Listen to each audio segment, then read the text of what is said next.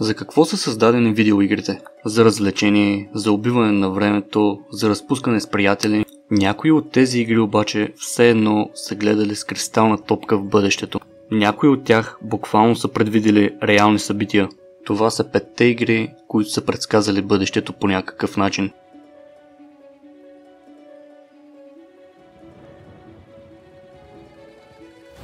През 2016 година излиза играта Tom Clancy's The Division. Играта се развива в Манхатън, където след черния петък терористи разпространяват смъртоносен вирус. В резултат градът е поставен под карантина, обществото изпада в паника, а магазините се изпразват. Играчите поемат ролята на агенти, които се опитват да възстановят реда и да владеят кризата. В The Division ни се показва как бързо може да се разпространи зараза и как населението реагира на масова криза. Паника, празни рафтове и нужда от военна или полицейска намеса. Това е много сходно с реалните събития от 2020 година, когато градовете по света бяха в масова карантина и се наблюдаваше именно пандемия, паника и празни рафтове. Играта предвиди социалните и икономически реакции. 4 години преди ние да станем свидетели на това. Играта се развива в свят, в който глобални организации и тайни общества контролират събитията по света чрез технологии и политически манипулации. Играещият влиза в ролята на агент, който разкрива тези заговори и се опитва да предотврати катастрофални събития. В Deus Ex Ню Йорк ни е представен без емблематичните за тогава кулеблизнаци, които според създателите на играта са били унищожени от терористичен акт. Играта излиза през 2000 година, а всички знаем какво става на 11 септември 2001 година. А именно, след терористична атака, кулите близнаци са свалени. Дали е било случайност или са искали да ни предупредят, кажете вие.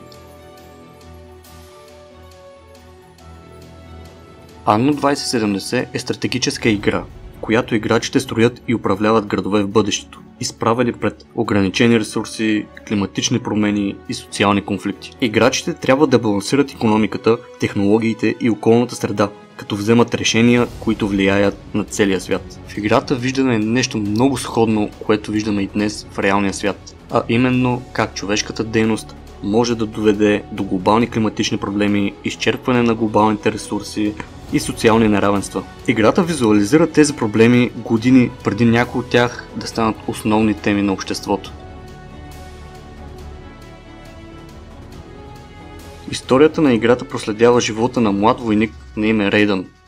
Той се оказва замесен в конспирация около тайна организация, наречена Патриотите. Тяхната цел е да контролират информацията по целия свят, манипулирайки новини и интернет съдържание.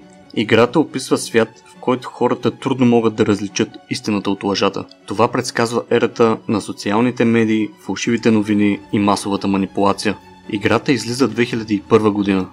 Доста години преди всичко това да стане реалност. Homefront е военен шутър, в който САЩ е окупиран от Северна Корея, която се е превърнала в суперсила. Играчите са част от движението на съпротивата, което се бори срещу окупаторите и се опитва да върне свободата в САЩ. Играта предвижда смъртта на Ким Чен Ир и идването на власт на неговия син Ким Чен Ун, само 11 месеца преди всичко това да се случи. Тя ни представя също така и евентуалното обединение между Северна и Южна Корея. Нещо, което едва ли ще видим в близкото бъдеще.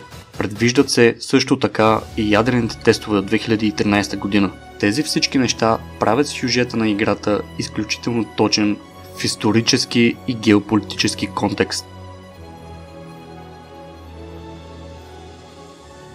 Това бяха 5-те игри, които са ни представили реалността, в която днес живеем. Пандемии, войни, климатични промени, това за жалост е част от света ни днес. Може би има още интересни подобни заглавия, които могат да бъдат представени.